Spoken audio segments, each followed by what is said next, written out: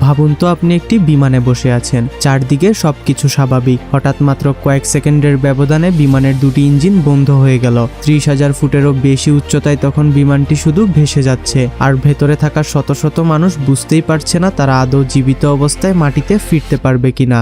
ঘটনাটি ঘটে ফ্লাইট 780-এ। শুরুতে সবকিছু ছিল একেবারেই স্বাভাবিক। নির্ধারিত সময়ে বিমানটি আকাশে উড়ে যায়। যাত্রীরা কেউ সিনেমা দেখছিলেন, কেউ খাবার খাচ্ছিলেন, আবার কেউ নিশ্চিন্তে ঘুমিয়েছিলেন। কিন্তু কিছুক্ষণ পর হঠাৎ ককপিটে একের পর এক সতর্কবার্তা বেজে ওঠে। প্রথম ইঞ্জিনটি শক্তি হারাতে শুরু করে। পাইলটরা কারণ খুঁজে বের করার আগেই দ্বিতীয় ইঞ্জিনটিও বিকল হয়ে যায়। মাত্র কয়েক সেকেন্ডের মধ্যে শত শত টন ওজনের বিমানটি ইঞ্জিনের শক্তি হারিয়ে ফেলে। তখন আর এটি স্বাভাবিকভাবে উঠছিল না, বরং ধীরে ধীরে গ্লাইড করে নিচে নামছিল। কেবিনের ভেতরে আতঙ্ক ছড়িয়ে পড়ে। কেউ পরিবারের কথা ভাবছিলেন, আবার কেউ শেষবারের মতো প্রিয়জনকে একটি বার্তা পাঠানোর চেষ্টা করছিলেন। অন্যদিকে ককপিটে চলছিল সময়ের বিরুদ্ধে লড়াই। পাইলটরা শান্ত থেকে প্রতিটি সিদ্ধান্ত অত্যন্ত সতর্কতার সঙ্গে নিচ্ছিলেন। তাদের সামনে ছিল একটাই লক্ষ্য, যেভাবেই হোক বিমানটিকে নিরাপদে মাটিতে নামানো।